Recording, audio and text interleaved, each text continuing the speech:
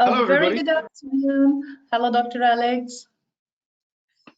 Okay, hi people. Thank you for joining us on this informative webinar on educational leadership, thinking about educational leadership. My name is Ankita, and I am the marketing and corporate relation personnel with the University of Manchester, Middle East.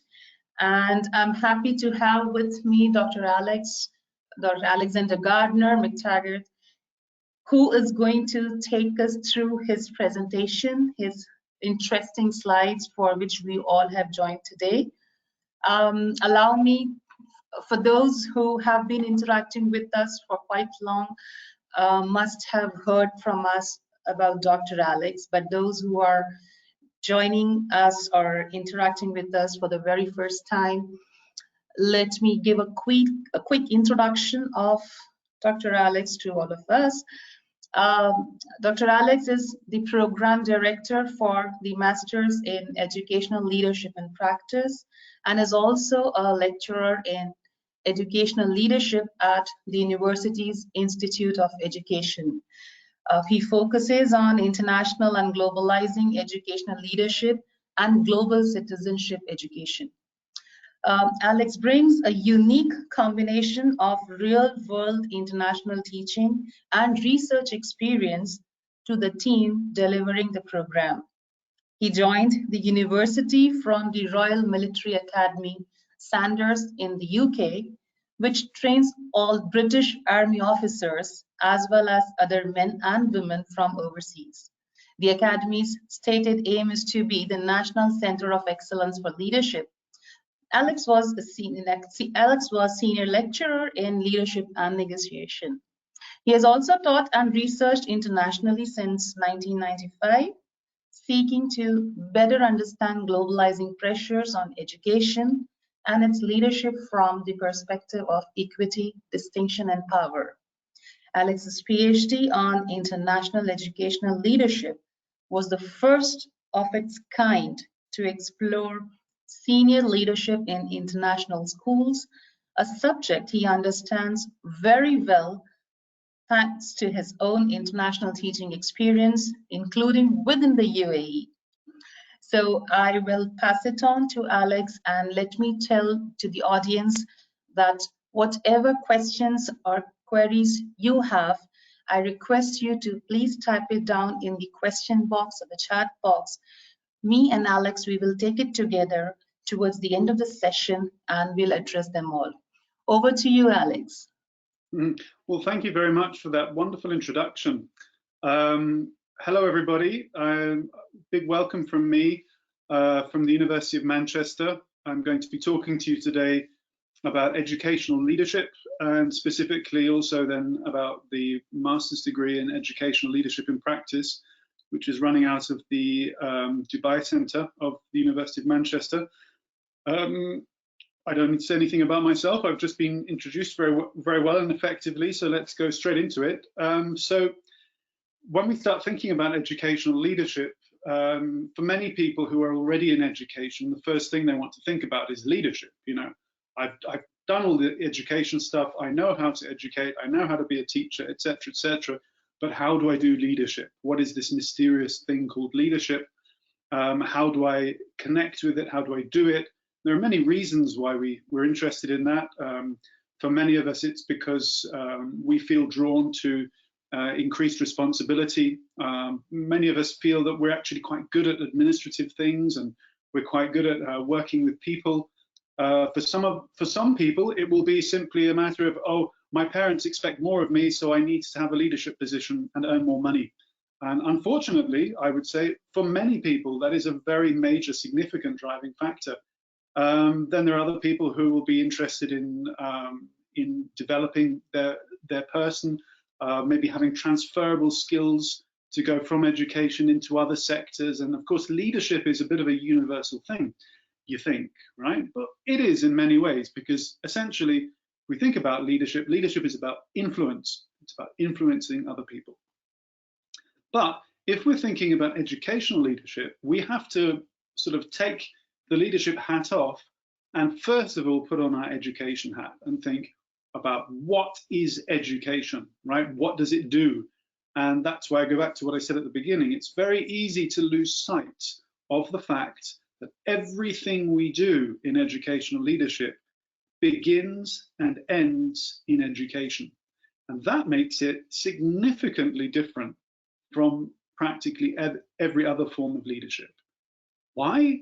Well, because unlike in business, or unlike in the military, or unlike in healthcare, or wherever you may care to look at other forms of leadership, the picture that you see in front of you, these little people, or sometimes bigger people, these developing minds, these personalities that are growing and becoming characters and one day becoming citizens of the world, who will then go out and make the world in their image in terms of what they choose, for example, what products they choose to buy, or what politician they choose to vote for if they're lucky enough to live in a democracy, for example, how they choose to lead their lives. All of these things will form the planet that we all share and that we all love and that we all live in.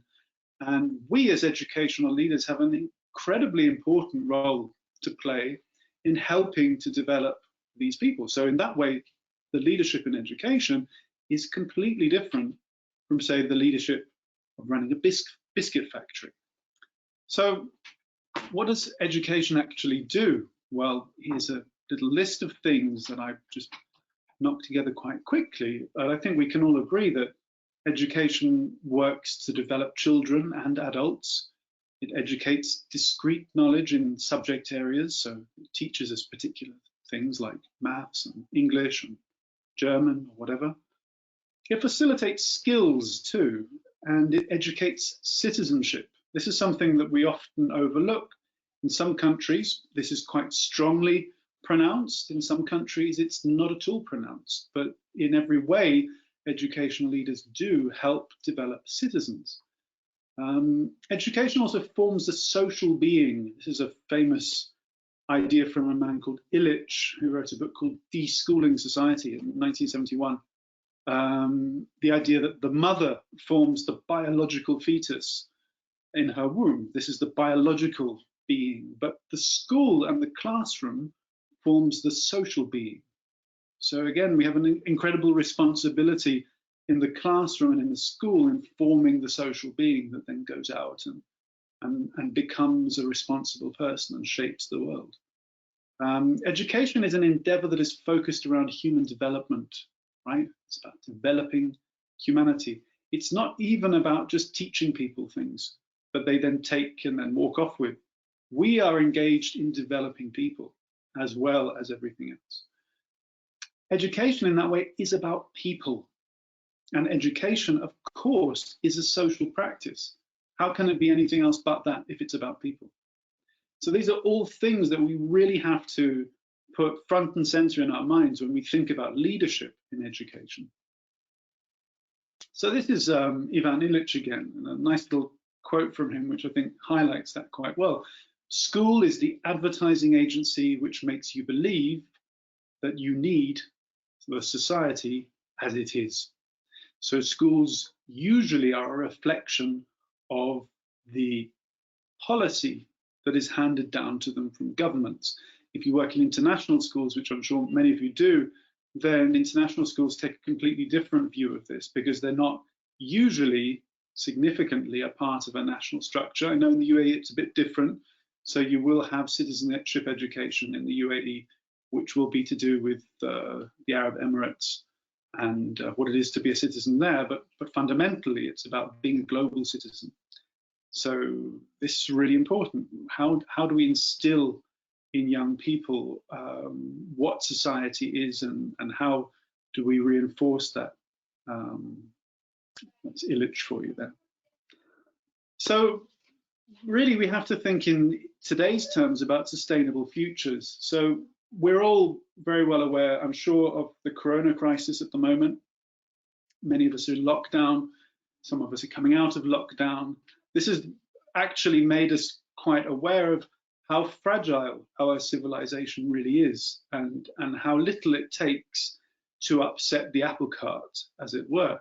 It also has made us realize how valuable certain people are, amongst them teachers, for example, but also people who just do the regular day-to-day, mundane, normal jobs, and how undervalued they are and how important they are. But it's also made us think more potentially of those obscured the idea of, say, climate change at the moment and poverty. But underneath all of that, it's starting to shine a light on that even more, about how can we have sustainable futures, and how can we as educational leaders produce education and educate children, young people and young adults to go out into the world and themselves seek for sustainable futures. Because let's make no bones about it, the way that we've been living on this planet for the last 100 years or more is not the way that we can go on in perpetuity. We can't do that. And we all know that. We realize it to different extents. Teachers like you and me tend to realize it more because we do have critical engagement and we work critically every day and we educate, for other people less so. And that's a really important part of educational leadership coming out of Manchester. So just as a bit of background information, Manchester Institute of Education is one of the 3 departments or institutes in the School of Environment, Education and Development. And our goals in the school are to do with dealing with the massive challenges that face us in the future, amongst them issues of inequity, intolerance, social responsibility. And so our master's degree is couched very firmly in there with the pedigree that we have from Manchester. Now, think of it for a moment about what educational leadership is and what we are responsible for. So I've given the game away a little bit because I have talked now about what we are responsible for.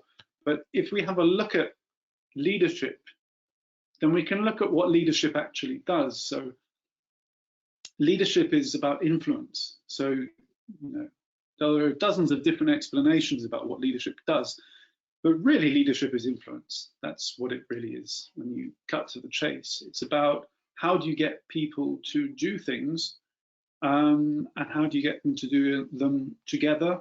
And so you as the leader, you are typically the person who sets the direction and has the vision. And then it's how do you get other people to do that? That's what leadership is, because if you have the vision and you have the direction and yet you can't get anyone to do what they need to be doing, then you're not a leader.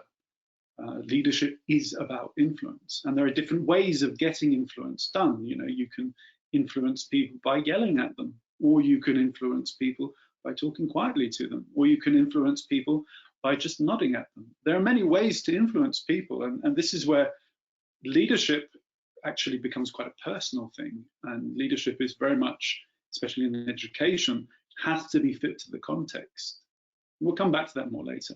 So leadership connotes power as well. We very rarely think of leadership without thinking about, you know, power. And power is a hydra. It's a many-headed creature. Power is very interesting, and obviously a study of leadership is a study of power as well. Leadership requires followers, of course. You can't be a leader all by yourself. Leadership originates from elitism.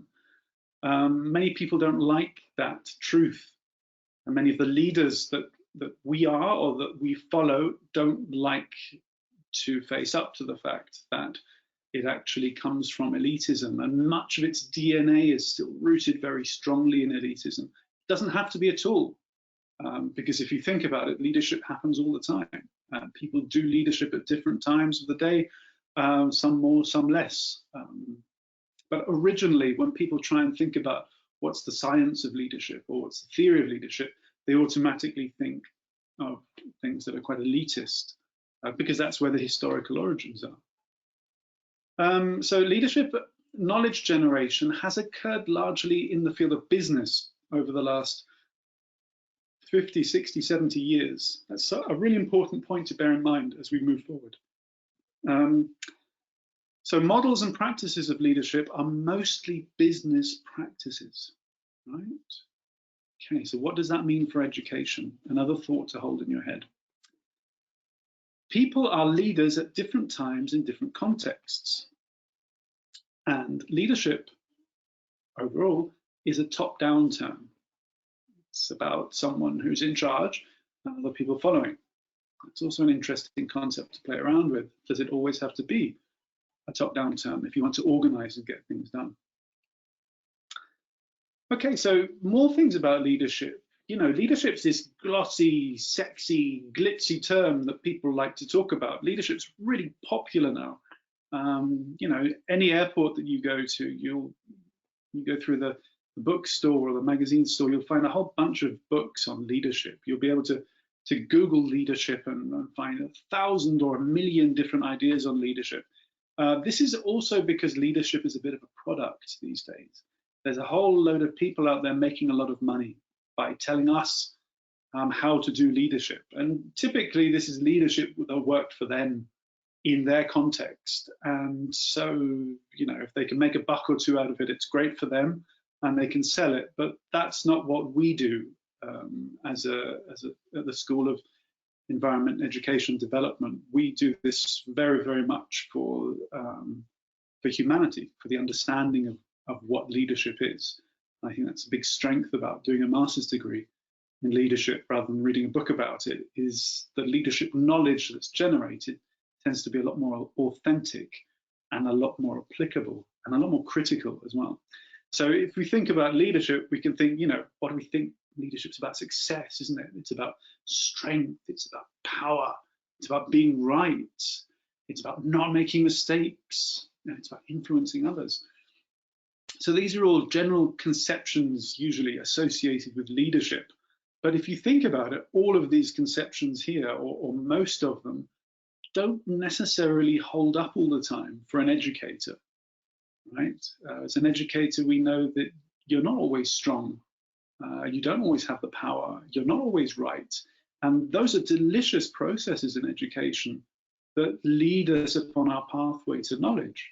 Getting things wrong is part of learning, and it's valuable and vital. Being weak sometimes is really important to learn. And these are things that when we think of leadership in education, we then sort of have to start rethinking what leadership in education is, so that it isn't always about you know, being the dominant, assertive type that you might actually need in someone like business, or you might need an army officer to be like that, but not necessarily so in education.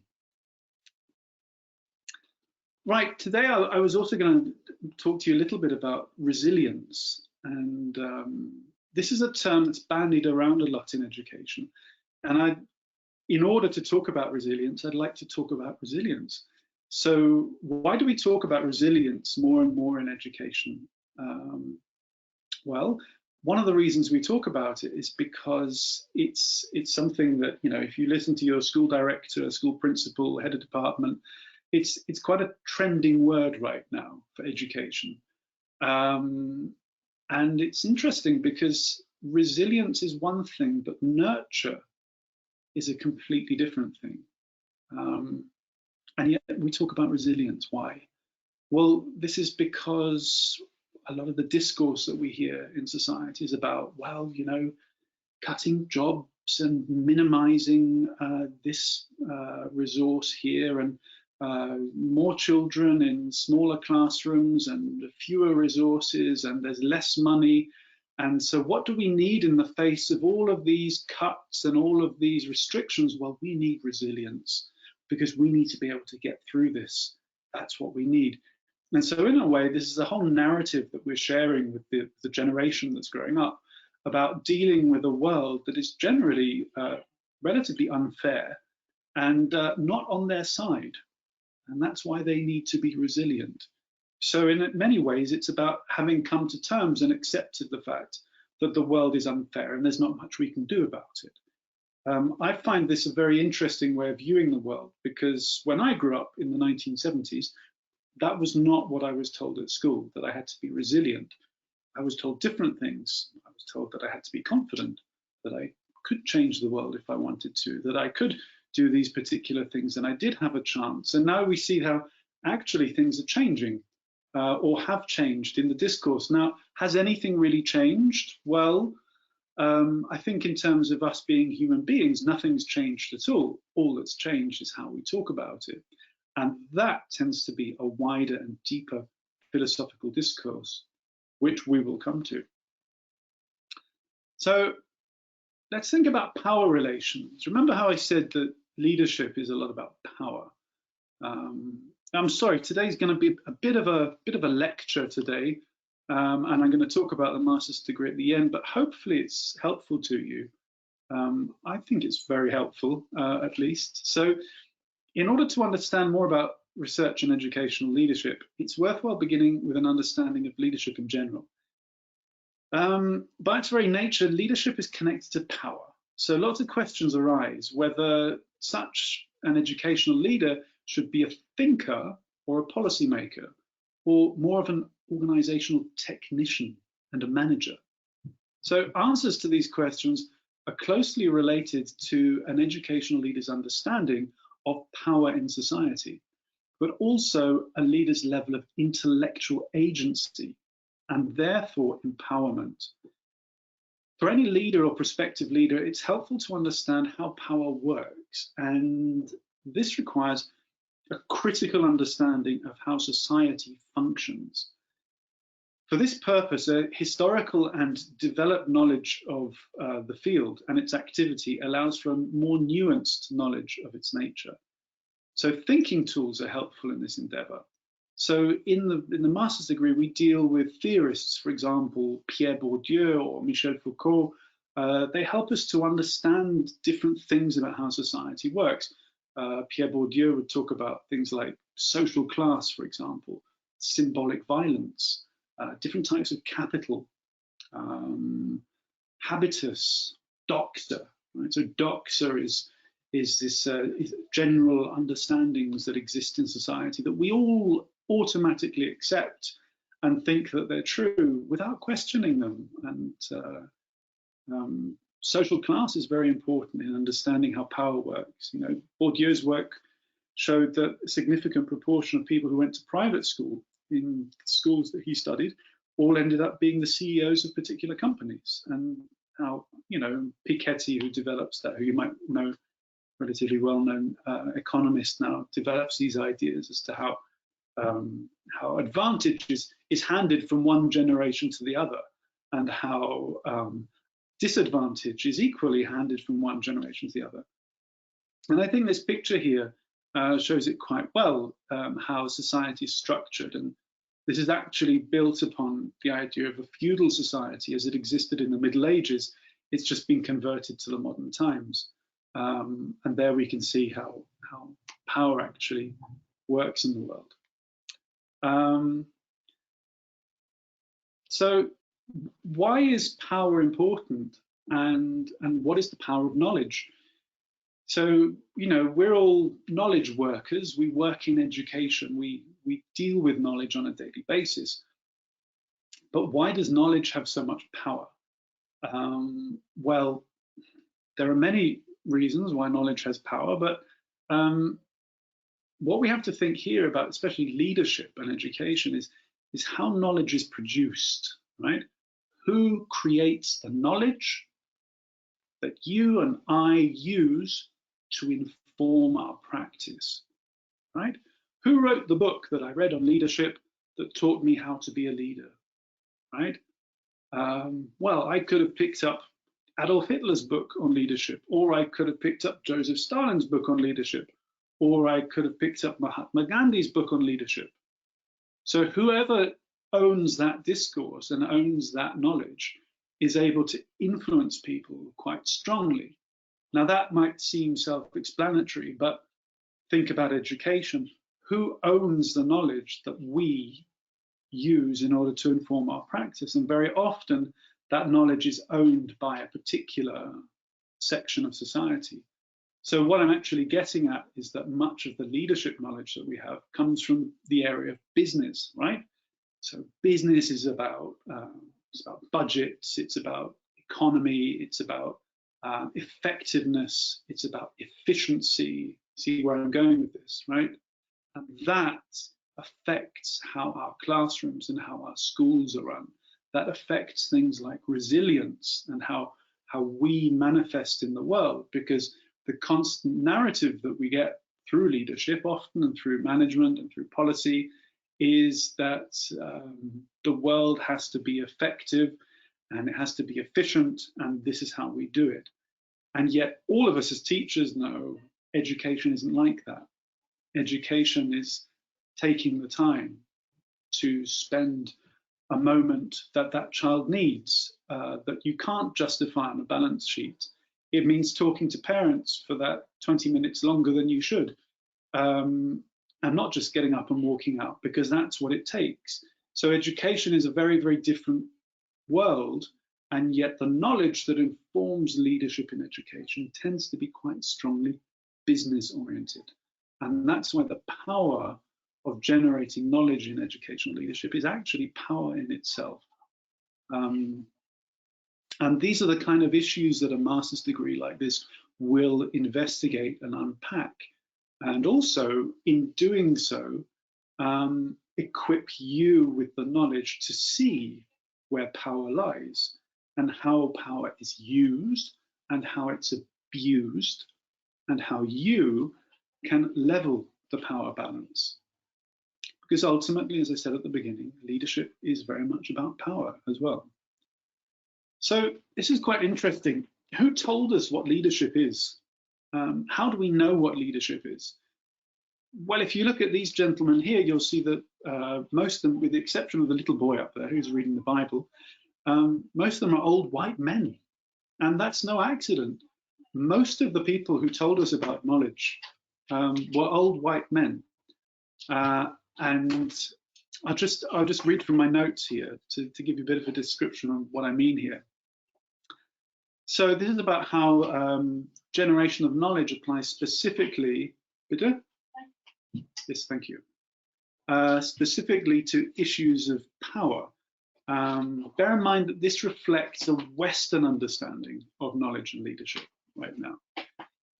So historically, knowledge has always been passed from one sage to the next, right? So it's through theological works such as the Bible. And these were the foundation of most knowledge, obviously, because up until a few hundred years ago, literacy and reading and writing were not that common. So it was typically these religious texts that were pervasive and influenced the way that we thought about the world.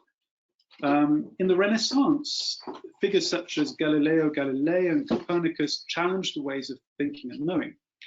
And the church and the feudal system witnessed a decline in power as observation and rationality became more important in understanding the world. Towards the end of the 17th century, Sir Isaac Newton pioneered something called the scientific method. And society saw a move towards knowledge formed on the basis of data. This trend towards research grounded in a belief in empirical knowledge. That means knowledge based upon experience and what we can see. This challenged people to base knowledge on evidence rather than opinion or knowledge that had been passed down by authoritative figures. This was a pivotal moment for knowledge generation, and it changed the world of science irrevocably. So events in the Enlightenment, such as the American Revolution or the French Revolution, show how this status quo was beginning to change society too. Knowledge became more about observational reality than what people were told to believe by those in power. The Industrial Revolution in the 1800s created new wealth for the non-noble, but increasing poverty as well for the working classes. So with new evidence-based knowledge and greater inequalities, the injustices of the nobility were easier to expose. It became difficult for a freer and more emancipated society to accept the dominance of others just because they were born into privilege. So this is a huge change that happened in ways we looked at leadership.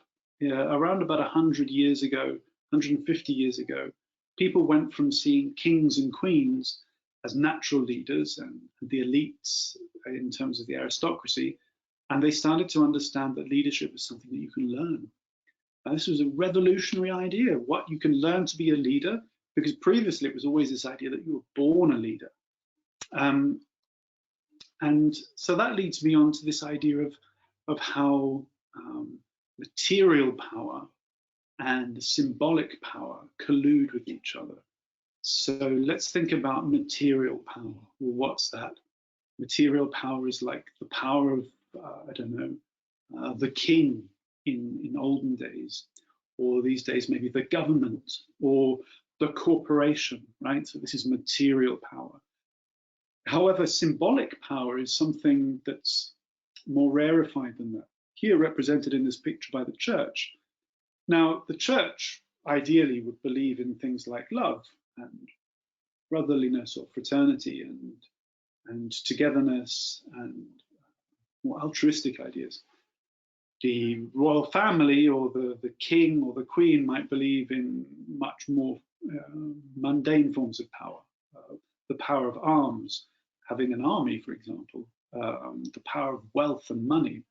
And yet, strangely, these two forms of power, symbolic and the material, they collude together with each other, but they also seem to collide with each other.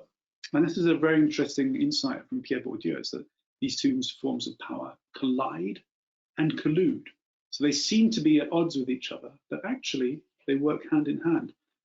A really interesting parallel in the modern age is to see how education collides with, say, corporate ideas of the world, but actually colludes with these ideas as well. So there are lots of parallels there that can be drawn from the field of sociology. So this is these are a couple of happy memories from the Royal Military Academy Sandhurst. You can see there's one of our UAE cadets there at Sandhurst. You can see there's a little flag. So this brings me on to this idea of throughout all the history, I mean, there's a reason why I'm telling you about all the history of leadership, is that up until very recently, there was this idea that you couldn't learn leadership, you had to be born into leadership.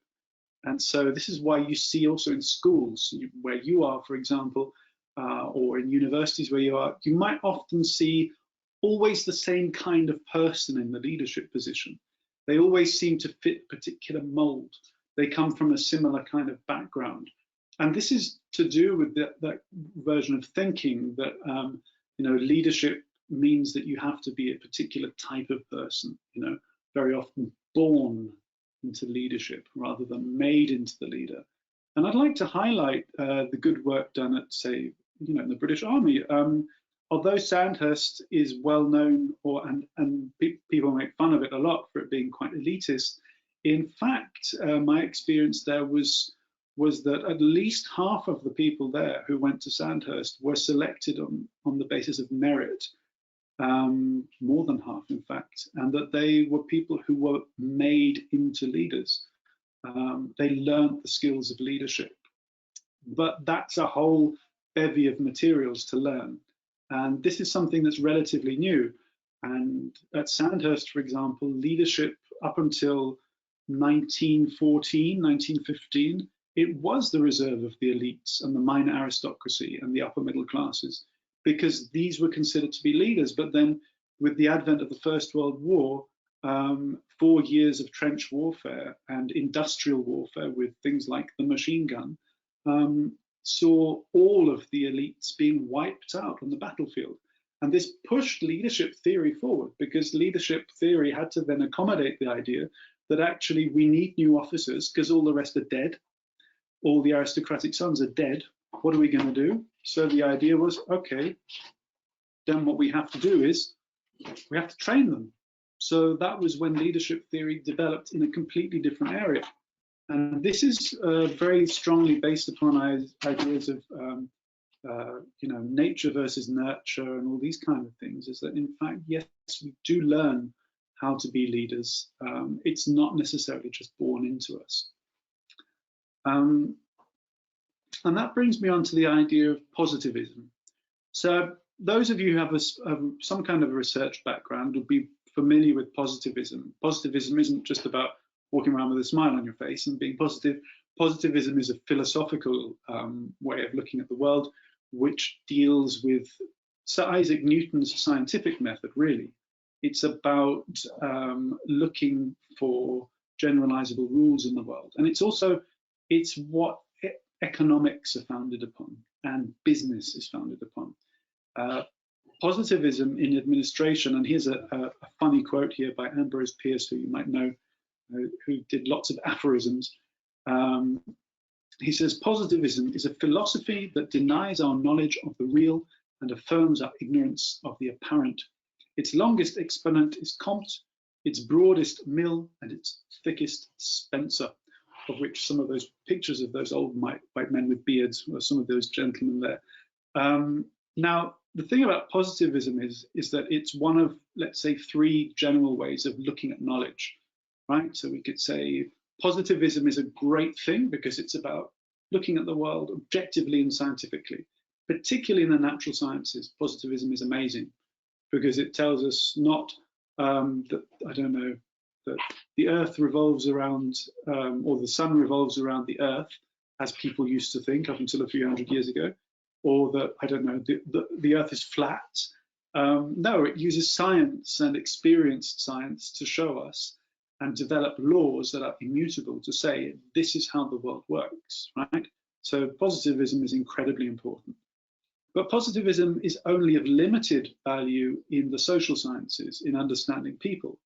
Why? Well, because people are different, and it's very, very difficult to apply positivist rules to the huge disparity between human beings. And so it is in leadership as well, and generating knowledge for leadership. So if you design a type of leadership that's good in a biscuit factory, well, that's great because the product are biscuits and they should all look the same and they should all taste the same, right? But if you apply that approach in a school, you're doomed to failure because every school of any merit or note will try and produce students who are the best that they can be for their own individuality, who can work out the rules and structures of society and achieve their own goals within that society, right? It's a very nuanced and very delicate game, and that's what teachers are very good at, is at understanding the nuances and intricacies of human nature and development. And that's why positivism in administration is actually quite a detrimental thing in an environment like a school environment, because it tends to not allow for difference or for individuality. And these things are really important in education. And yet, as I was saying, going back to this idea of how knowledge is generated, much of the knowledge generated in education has a positivist background, rather than it being, I don't know, more critical or more interpretivist. So think about what educational leadership is, right? So we talked a lot about leadership now. Well, I've talked a lot about leadership now. And I've talked about education, right? So on the one hand, leadership, it comes from this elitist idea of having power and wielding power and keeping power. But we've realized that leadership can also be learned as well. It's something that we can develop and grow. And education is something that's about sustaining our planet, looking after our human race, making things work. And then we merge those two terms together and we come up with educational leadership. So educational leadership, sorry, this is taken from my face-to-face seminar, so it's still got get into groups, which we're not going to do now. But I think this quote is very helpful here. So authority without influence is not leadership, right? If you have authority and you can tell people what to do, but they're not going to do it, you're not a leader, are you? Okay, so how do we approach leadership then in a way that works well in a school, for example? Now, you can take one of two broad approaches, right? So the one on the left, it says here, autocratic leadership. This is what you typically, this is what lots of people connect with leadership. They think leadership is about one person being in charge and telling everybody else what to do. You'll also find, especially in international schools contexts, where many of you might be, international environments, which of course Dubai is massively, and the Gulf generally too is quite international. You find many different people, different parents, different students coming from different places, all with different ideas about what leadership is.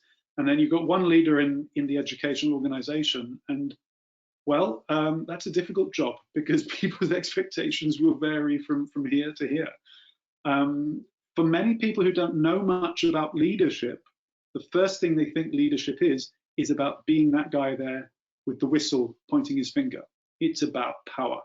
It's about telling people what to do. It's about being directive. The amount of times I've had conversations with parents, with people who work in schools who don't come from an educational background, who think that teachers and teacher leaders are all waffly and silly and they wouldn't last a day in the real world. You know, it's that kind of approach. Well, that kind of approach wants the autocratic leadership. They want the directive leadership. And many people feel quite safe in that form of leadership because you get told what to do and you don't have any responsibility. So as long as you do what you're told to do, you're safe, aren't you? Right? So that's the kind of the old form of leadership. That's kind of very out of vogue now, and especially in education, it's not what teachers want. You've also got to think about teachers. You know, this is another added component about the challenges of leading in education, is that when you're leading your people, you're not leading a bunch of people who left school age 14 or 16 with few qualifications and they've just learned to do one job and they do it all day long. That's not the person that you're leading. The person you're leading generally very often will have quite good social skills because that's why they're in teaching. They like working with people. That means they're probably quite perceptive. And they all went to university as well. And they've probably all got a degree, which means they're all quite bright. Now, those people will not react well to autocratic leadership. That's not why they got into education in the first place. If they'd wanted autocratic leadership, and if they wanted to make loads of money, they'd have gone to the city, say the City of London, and they'd be working in banking, being shouted at 3 times a day and having huge amounts of pressure, but earning lots of money, right? So the people that you have in education that you work with have quite an impressive skill set usually. And so autocratic leadership can only be that successful. Whereas another version of leadership you see on the right-hand side of the screen here would be the trendier forms of leadership that people like to talk about these days. You know, if I throw some words at you like transformational leadership or distributed leadership or participative leadership, these would be the sort of more collegial forms of leadership. And there you can see that, for example, that's a pyramid there of transformational leadership. You know, the transformational leader has a vision, leads with values, they empower their colleagues and they encourage their colleagues too, right? So these are all key things that should happen in potentially good leadership, right? So to shorten this down, we'd call the left-hand form of leadership, the autocratic leadership, we call this leader-led leadership, right? This is where the leader has all the answers and the leader tells everyone what to do and everyone follows. Empowerment leadership, however, the other form on the right, is about empowering people within the organization to reach their fullest potential. So this is how leadership occurs more and more in the 21st century, and this is where leadership is going. And this is what most leaders aspire to be. Doesn't mean that they do that. We all aspire to be something or other. Doesn't mean that we can always do it, but it means that at least you've got something to aim for, right? So one of the ways that you can start to influence people, and this is a bit of practical knowledge here about leadership, is to generate empathy. So, and one way of doing that is through active listening skills, for example. So, bearing in mind what I said before, people are clever and teachers are particularly so. So, if you try and influence people and influence teachers in a way that is, I don't know, that doesn't come across as authentic, they'll see through you very, very quickly, because you would see through someone doing that to you as well, wouldn't you? So it's important in education to remember that what we do is what we do because we love what we do, because we respect our colleagues, because we have a shared professionalism, And we embrace the job because we like things like collegiality and working collaboratively. That's why we do what we do. That's why we're in this profession. Otherwise, we'd be in a different profession. I mean, nobody's going to get paid what teachers get paid and do it willingly unless they actually really feel vocationally drawn to the job, are they? So this is why developing empathy and maintaining empathy with people that you work with is important. Sometimes we lose empathy and we do it because we're stressed out or because we have too much on our plate. Reflect upon your own practice. How many times have you maybe, I don't know, been commended for the fact that you're good with people, and yet when you find yourself moving up the leadership ladder, you start to lose that traction with people. And part of that is because being in a stressed situation, which often leadership can entail, means that we forget to maintain the collegial professional connection with people. And one way of reminding yourself to do that is with active listening skills, right? So active listening skills are an important way to connect with people and to maintain that connection. Now, when I explain this, now active listening skills are actually a tool, right? So tools you can use in any way at all. Like let's say a lighter is a tool. You can use a lighter to light a fire to warm your house, or you can use a lighter to light a fire to burn down somebody's house. These are simply tools, right? So what's really important is that critical connection with your profession, with your professionality, and an intellectual engagement with that, which is what's developed through the master's degree. Something like active listening skills is something that you can quite quickly pick up on. We used to teach them at Sandhurst to British Army officers, incredibly helpful because, as I always like to say, the best battles are won when you don't have to reach for any form of gun or aggression at all. They're won with words, right? And that's how we, at least in Britain, train our army officers, is to win first through words, because nobody wants anything beyond words to occur. So, for example, you've got all of these different active listening skills that you can use. Think about a difficult meeting that you might have with a colleague or with a parent or potentially with a student. And very often the emotion can run away with us. Whenever we talk about leadership, we very rarely connect emotion to leadership. We talk about it in a very distant theoretical manner. We talk about power, or we talk about decisions or spreadsheets or meetings. Really, none of that's really leadership. All of that is organization or management or administration. That's not leadership. Leadership is about connecting and influencing people, right?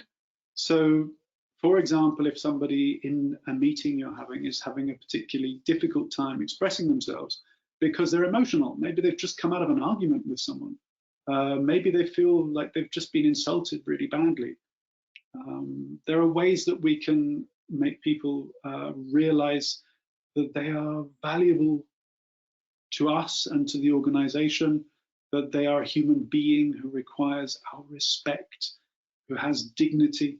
And so things you can do are like emotional labeling, where you label the emotion the person is saying. If someone's very angry, for example, the worst thing to do is to say, calm down.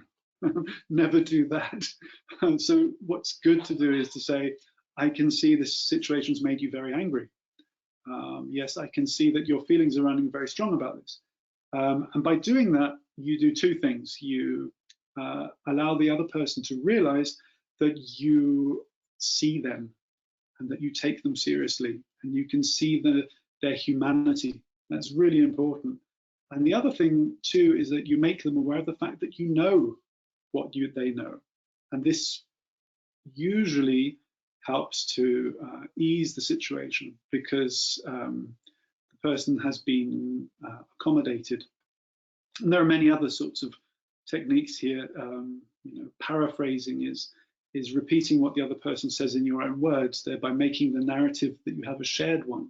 But it also allows you to get clarity out of what someone's saying, because very often emotional language that we deal with as educators every day is laden with feelings and with non sequiturs and things that go nowhere, or just expressions. And so what paraphrasing does is it helps you and the other person to get on the same page together, and it helps you to co-create the dialogue between you, and thereby share the dialogue, and thereby come together and connect in a moment of stress, rather than disconnect and find antagonism. So these little skills are very helpful in day-to-day leadership interactions. And these are also things that we deal with in our master's degree. So although we go for a very deep sense of intellectual connection as to what is it to be a leader and what is it to be in education, we also look at, well, what does the practice look like? What's it like when the rubber hits the road? What's it feel like to be in that situation? And how can I react? And what actual skills can I apply so that I can be the best person I can be? How many times have we gone into a meeting with all of our thoughts in place, all of our ducks in a row, and you know what it's like, within the first 5 minutes, the first 3 things that come out of the first person's mouth changes everything, right? And we all know that those good leaders who are good at keeping these things together and good at keeping people on the same page. And, you know, that's not easy. Okay. So when we talk about educational administration, management, and leadership, we're actually talking about 3 different things, or are we actually just talking about the same thing? In the academic literature, when we talk about this, we very often refer to all 3. We call it administration, management, and leadership. Because up until the 1970s, the term was administration. In the 1980s, with Thatcher and Reagan, the big business boom came along, and so head teachers and principals went from being administrators to managers. You know, well, that's great, in line with business. And in the 90s, it became then leadership. Essentially, it's about organizing schools and education. It's about making sure that people learn, and it's about organizing the processes behind that. Yeah, historically, I've touched on this already briefly before. Historically, this comes from the martial domain, you know, from the military domain, quite strongly, this idea of leadership. And in today's world, we talk a lot, especially in Manchester, we talk about something called the transnational leadership package. Now, what this is it's almost like the leadership package that many of these corporations or consultancy companies will sell to you. You know, they'll do a weekend, you know, I'm going on a weekend retreat to do leadership, and you go and you do leadership for a weekend, you come away with a certificate saying, whoa, I'm a leader now because I did all of this. And that sort of fits within this idea of the transnational leadership package, which is basically trying to offer a one-size-fits-all solution to everybody. Why? Well, because in the industrial model, if you can sell one product without changing it, you can make millions. But if you have to make a million different products fit individually, you're not going to.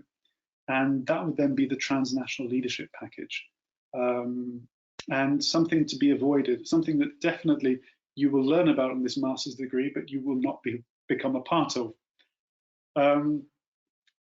When we think about educators, when we think about moving forward in the world, we really have to take stock of who we are and what we are. You'll have noticed possibly that in the last 20, 30 years, there's been a steady degradation of the identity of the teacher in the public mind. Teacher used to be a very respected figure, and as we move on, this kind of, you know, association that one has of the teacher has become lessened over time, and part of that is due to a de-intellectualization of teachers. You know, 30, 40 years ago, your you know, common garden teacher or head teacher would be usually a figure, somebody you could ask questions to, or, you know, and they would be one of the few people who would have an actual reasoned intellectual answer. Today, you'll find many teachers who are actually quite resistant to the idea of intellectualism. You know, I go in, I do my job, and I leave. That kind of idea towards teaching, which which begs the whole question is, what is the identity of a teacher, and what is the identity of a teacher leader?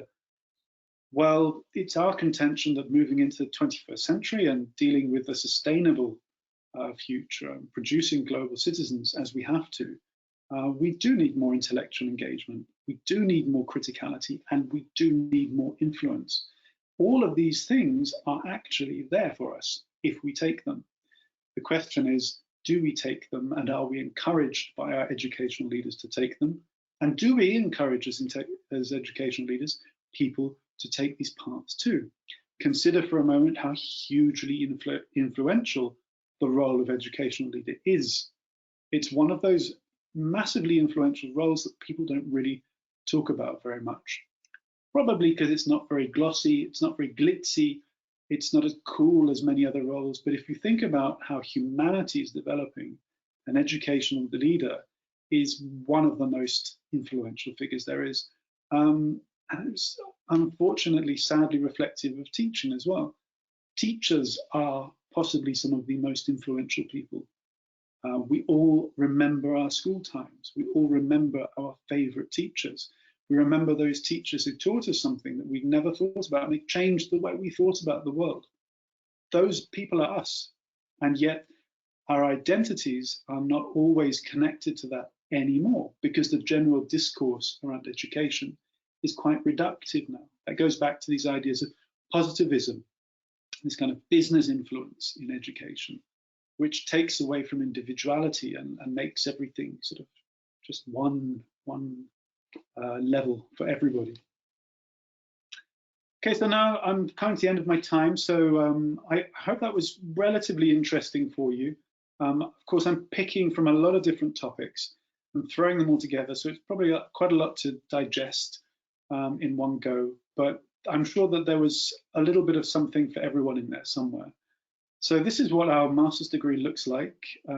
It's a 2-year master's degree, which is a part-time degree. You can do a 1-year master's degree at Manchester, but then you have to go and live in Manchester for a year and it's full-time. So when I did my master's degree donkeys years ago, there was no way I could do a full-time. And you're probably the same, because I have family, I've got children, I've got a full-time job. How am I going to do a full-time degree? So that's why we crafted this degree, to fit the professional, especially those who are ambitious and who are moving on in their career, those people who will become educational leaders. So it's split into 4 semesters, and you can see here the different units as we go through. Semester 1, we deal with 2 units, models of educational leadership and engaging with educational leadership research. So models of educational leadership is about those things I was talking about, like distributed leadership, transformational leadership, transactional leadership, participative leadership, instructional leadership. And it's about, in all of these units, it's about looking at your practice all the time, looking at your practice and looking at the theory, and then looking at your practice, looking at the research and then looking at your practice. And it's a continual reflective process, which is why this master's degree is uniquely positioned, because not only is it one that deals entirely with educational leadership, and you'll find many other degrees don't do that. They'll deal with management and leadership, and then a third of the degree will just be general education anyway. Our one doesn't do that. It deals with leadership from beginning to end, over the whole, as you can see from the units here, all of the units deal with that in their entirety. Semester 1 in more detail looks like that. Again, that engaging with educational research is about knowledge generation as well. So that gets quite critical, and it gets down to details as to, where does power come from? Who generates the research? What kind of research is there, and what does it say, and what kind of leaders does that make? Semester 2, then you've got leading educational change and development. That's a brilliant unit. When you think about leading educational change, you very often don't think about who does the change benefit and who doesn't it benefit. And very often, ironically, it doesn't benefit the children, right? Sometimes it does, but very often it doesn't. Then we've got educational leadership policy. We're very lucky at Manchester to have Professor Helen Gunther, who is our distinguished professor of educational policy. In fact, the first book I ever picked up on educational leadership, 2004, was called Leaders and Leadership in Education, which you will be able to find easily anywhere. That's Helen's book, and that's her unit. Don't think she's teaching that unit, but it's her material. And lots of the teaching contributions in that are from her. That's great. Then final standalone unit is educational leadership as a social practice. So how we as educational leaders can develop our leadership without being these top-down autocratic leaders. And then the final part here is then the research skills suite and the project. Oh yeah, sorry. And there's also one of my favorite units is this optional unit, which is international schools leadership, which is a module that I've written especially for this course. As far as I know, there isn't any other unit like that, as far as I know. And that's purely about leading international schools. Very different context. You'd be surprised. So yeah, and then finally, there's the research skills suite, which is learning your research methods, and then a project. So this section here is very often one whole section of just a dissertation or project. We've done that differently in this degree. It's kind of like a half a dissertation, or a bit less than a half of one, in order to focus more upon the actual learning and on the research as well, the research skills suite, teaching you how to do research and learning research, which you will need as an educational leader. You will need to generate data for your school or your college or your nursery, because data is the one thing that will be able to drive change for you in your organization.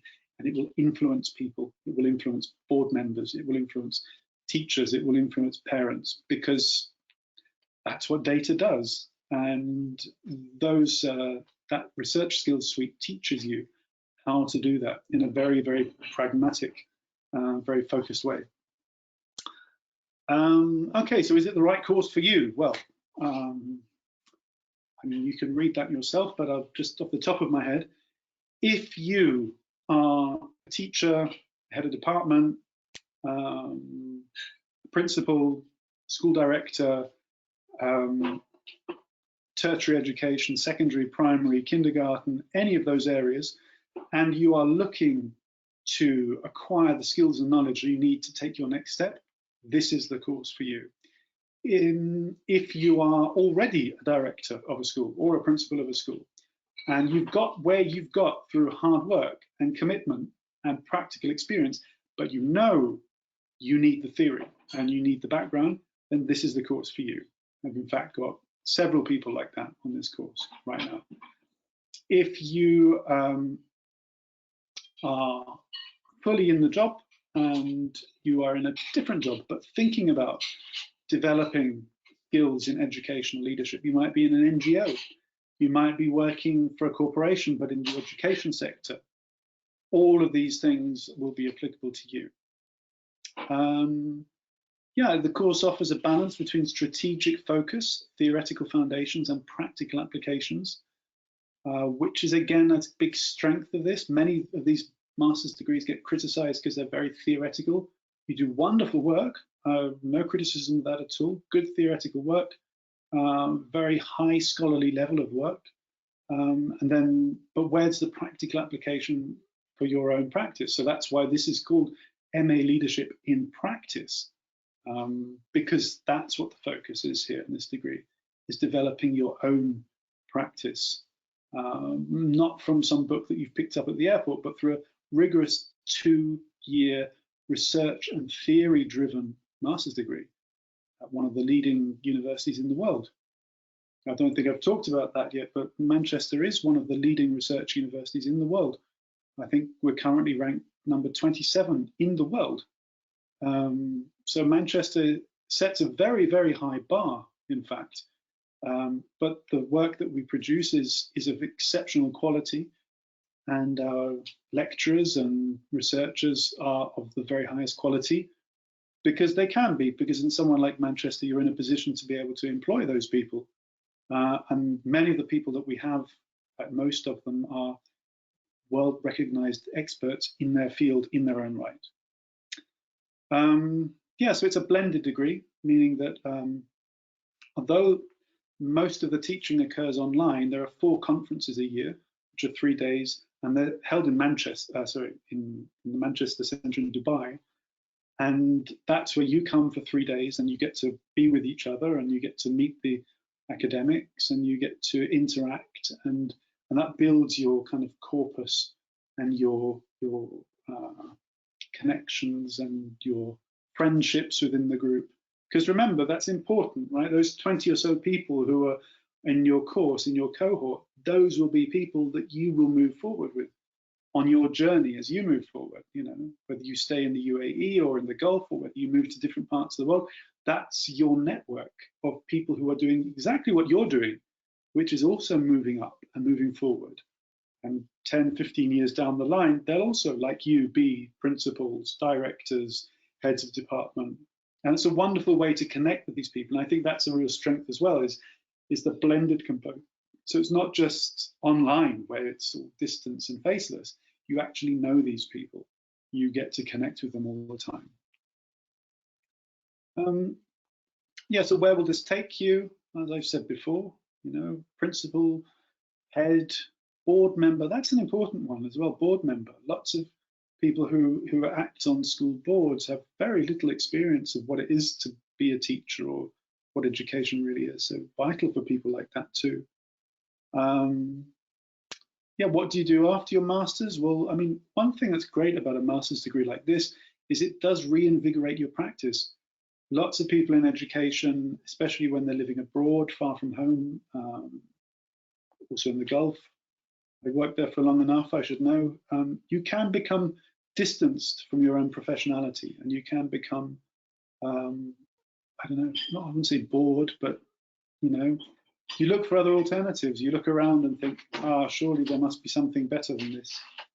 And you do a master's degree like this, and you come out realizing, no, there is absolutely nothing I could be doing that is better than this. Because once you re-engage intellectually and practically with your profession, and you learn the depths and the extent to which you can go and what you can do, it's a different world after that. What skills do you learn? So chiefly intellectual skills. We often take these for granted. We think, oh yeah, I'm clever, I've got a degree, I can do this, that, and the other. But actually using intellectual skills in conversation, in written work, in reports, being able to levy your intellect in ways by using structured ways of thinking, by using argumentation, by using particular vocabulary, by drawing on empirical literature. That means you don't have to argue a case, just present a case, and you've already won. These are the kind of skills that you learn in this master's degree, and you learn them from the very, very best in the world. Global network, well, I mentioned that before. You don't just get to meet all of us at Manchester, and we are a big global network and an influential one. You get to meet each other, and you get to watch each other grow and move forward.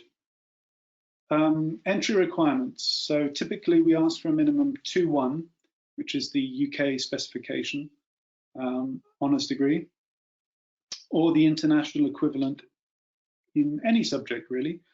However, having said that, I have accepted people in the past who didn't have a 2-1, who had a 2-2, but this is always dependent upon experience that they may have had, especially in education and in leadership positions in education. So don't be put off if you don't have a 2-1, but understand that I'll be looking for other requirements too in terms of experience. One thing I should possibly mention is that the course is not without the odd intellectual challenge or two.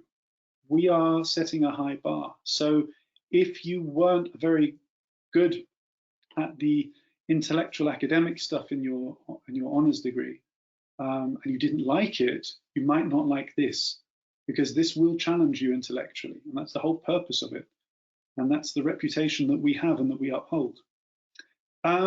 Yes, an initial qualification in teaching is good, or at least 2 years of professional experience. Now, I know that many people in the international context won't have an initial teaching qualification. That's fine. That's not a problem at all. As long as you can show that you do have experience in teaching, and that you've got, I don't know, not just 6 months of it, but you've been doing it for a fair old while, for a good amount of time. IELTS test, we would take 6.5 or the equivalent of TOEFL or whatever it is. If English is not your first language, of course, if you can prove that English is your first language, it goes without saying. So that's a typical requirement. Intake is this September, so coming up sooner than you think, probably. Right, what's online and blended learning? What support do I have? So I don't know if I'm going to hand over back to Dubai now for this, or do you want me to go through with this? I think this could be something that maybe Dubai might want to talk about. Because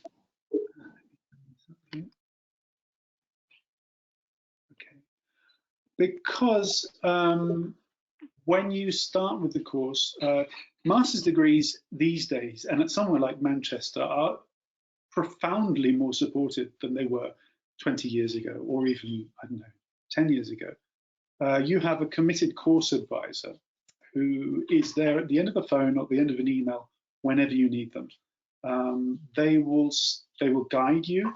They'll help you make the right decisions that you need to make in order to get started with the master's degree or not.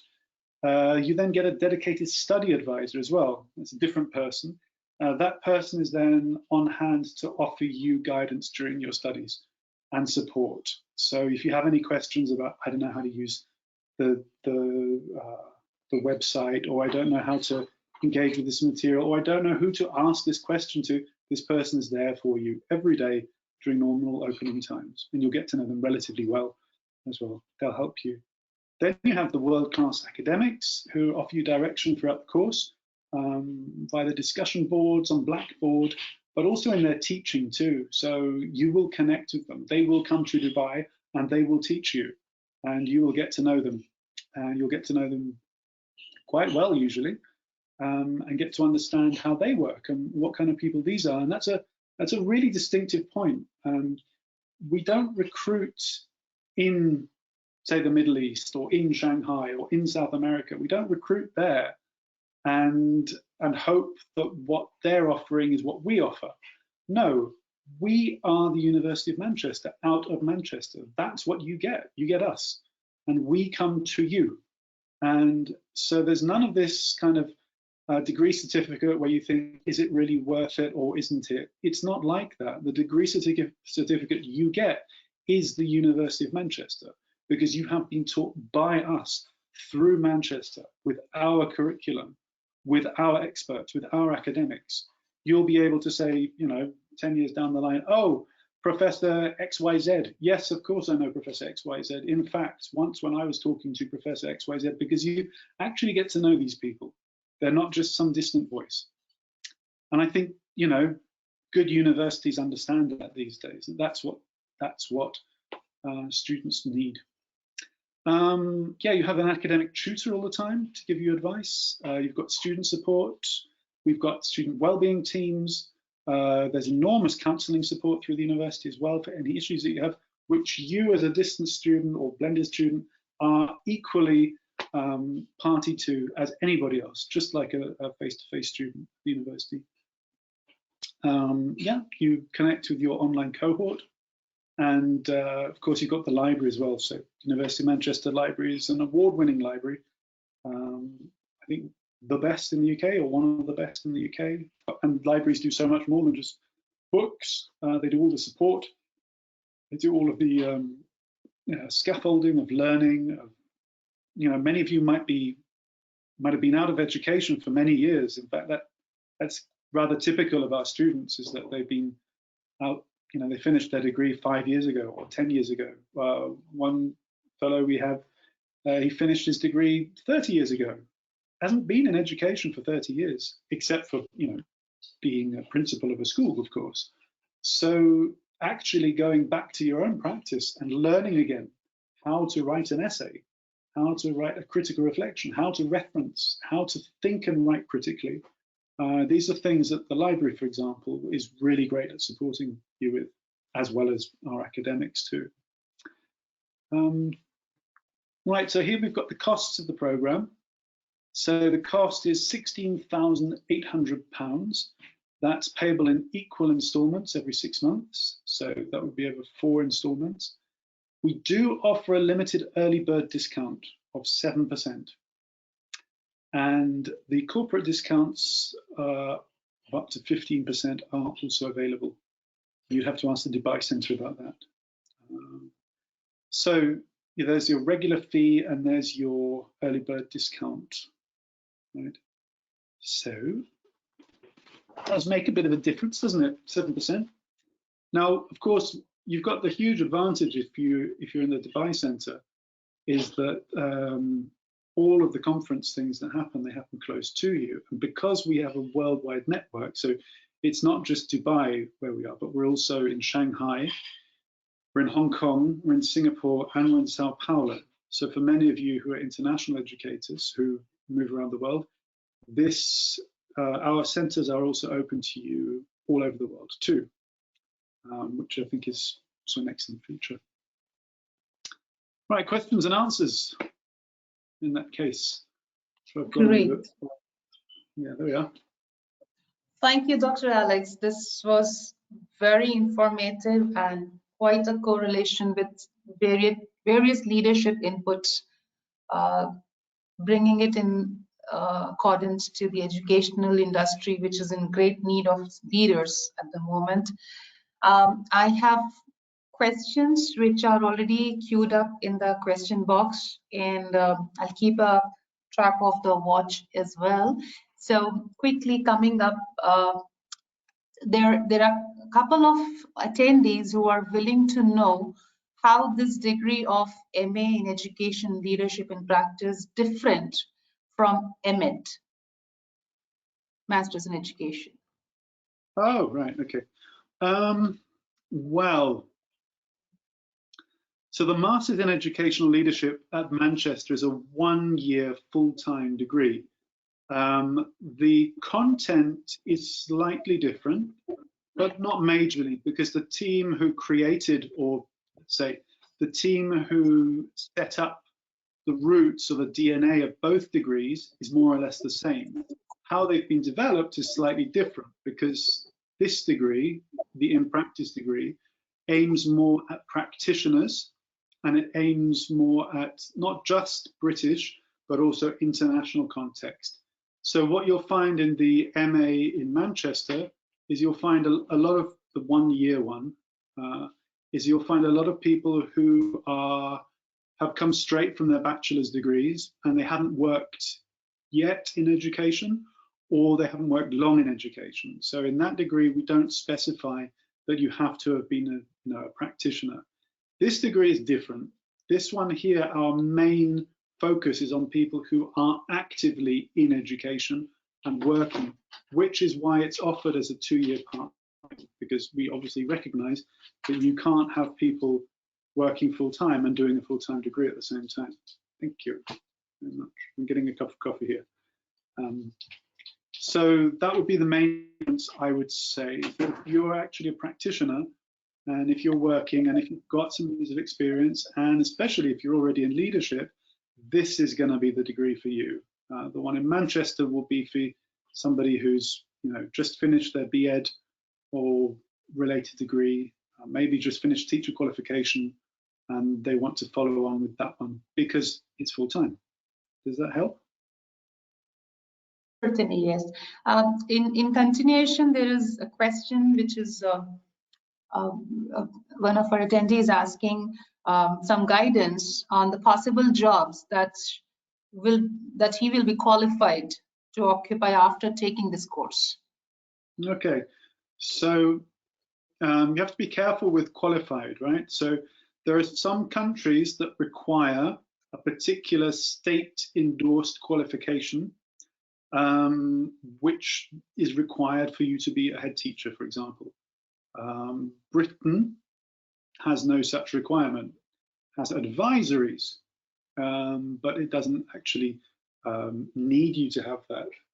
You can have, I think it's generally a master's degree is what you should have, but there's always exceptions and always ways around things. This qualification is not sort of an internationally state-mandated recognition of principalship, right? It's not that, and none of them are. And if anybody tells you that a master's degree does that, then they're probably fibbing, because that's not the case.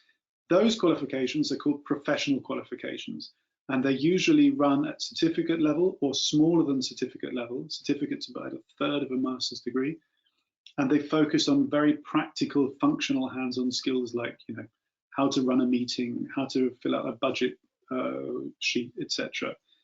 This qualification here is developing capacity, intellectual capacity. It's a master's degree, so it gives you what you need to be able to walk into a job interview at a school or at a university or wherever the educational context is, and have what it takes to be able to get the job because you've got a master's degree in educational leadership. It would also qualify you then to pursue a PhD, for example, in educational leadership or in education more broadly, or in a related leadership field as well. So it would qualify you for that. That would be a certain one-to-one qualification. Yeah, does that help? Yes, I am sure. I'm just trying to collect the questions. All right, a quick one which I can see right away is, which unit of the optional units is the most helpful and useful in your opinion? Although this looks you know, subject specific, individual specific, but yeah, it has come up as an option. So is there any general guidelines which you would like to share with the audience in terms of picking up the optional units? Well, the optional units are, as it stands, international schools leadership and leadership in the digital educational world. And the third one, this is still in development, but it should be ready by next year, will be leading learning. Now, if you ask me, I'm going to go with my preference, and I'm going to say international schools leadership is by far the most interesting. I mean, just to run a few stats by you, in Britain, we have 470, no, in England, we have 475,000 teachers. There are currently over 500,000 staff in international schools worldwide. That means you've got a country the size of England spread around the world, and there's hardly anything written or known about its leadership. I mean, I did a review of international schools leadership for the Journal of Research and International Education about 2 or 3 years ago. And literally, you can count the amount of, let's say, rigorous studies into educational leadership in the international school sector. There's possibly, what, 20, maybe 30, not many more than that. Whereas if you look at leadership in general, there are tens of thousands of studies, or at least thousands and thousands of them. So it's a really big and growing sector, and there's little known about it. So this is very unique that there's a course on international schools leadership, because as far as I know, and I could be wrong, as far as I know, there is no other master's level course that deals with that. And if there is, it's not as up to date as this one.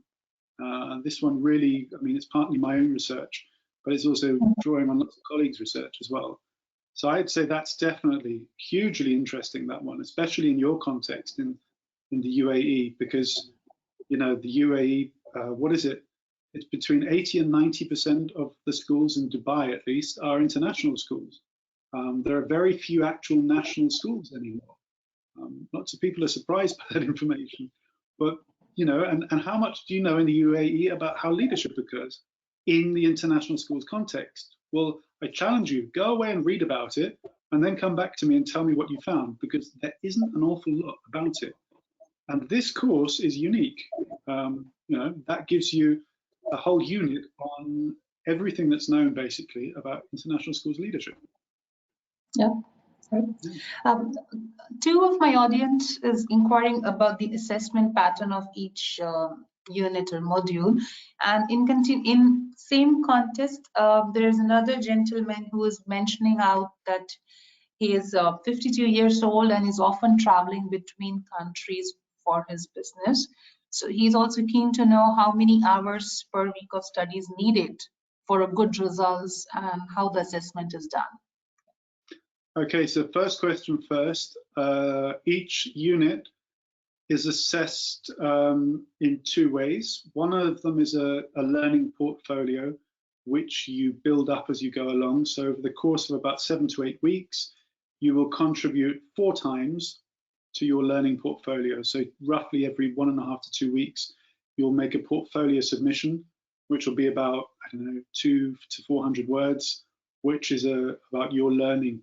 And that's collated on our learning website. So actually PebblePad is the medium we use for that. And that's what you then refer to in your final essay at the unit. At the end of the unit, you write an essay of about 3,000 words and a reflection of about 1,000 words. And the essay deals with the content matter within the unit, and the reflection deals with your professional view, experience, and how the theory connects with your experience and your portfolio. So that's the final assessment for a unit. And then there are 5 units, 6 if you do the optional. So then you have that 6 times that structure where you have the essay and the reflection. And then at the very end, you have the big personal project, which is like a kind of mini thesis, or let's say a half thesis. And that's assessed as well through an external examiner and an internal examiner. So that's assessment. And on the second question, which is about travel and about time, well, the answer to that is how long is a piece of string? You know, you can read as much as you like, or you can read as little as you can manage, and you can probably, you know, just about get through the course. If you're traveling a lot, if you're flying a lot, and if you're a good reader, then that shouldn't be a bad thing. I get quite a lot of reading done on planes if I'm not asleep on them. So that shouldn't be too much of a problem. I would say that you do need to consider that there is a lot to read in a degree like this, right? So you'll be needing to read per unit probably about anywhere between about 5 and 10 journal articles per unit. And a unit usually goes for about 2 months, right? 2 to 3 months. So it doesn't sound like a lot, but these journal articles can be, you know, they're written at quite a high intellectual level. They usually at least the first semester, it can be quite tough getting back into reading academic material. The language is quite dense. The ideas in them need unpicking and unpacking, so that can take time. You know, we have people who they read the set literature, they read the recommended literature, they read the further reading, they read everything. And then we have people who just about scrape by reading the very, very minimum. And then even then I sometimes wonder whether they've read anything. That is your decision, how much to read. But if you want your work to be good, and if you want to come away with things like merits or distinctions, the more you read and the more reading you show, the better your work will be. Lovely. I am really wondering how to cover the rest of the questions because we have reached our time limit for this webinar, Dr. Alex. So I think we have to put it on. We have to stop it now. And for all those attendees, if your question has not been picked up, you can always reach us back. We'll be more than happy to address you. You can always visit our website, have a look at all the details which we have clearly mentioned, and you can even request for brochure downloads and even ask for a callback request. Our program counselors will be more than happy to reach you and help you further on your queries. Just to reiterate, the admissions are open for the September intake. If you found this webinar interesting and you are really keen, because I can see a couple of attendees are inquiring about how to apply for this particular program.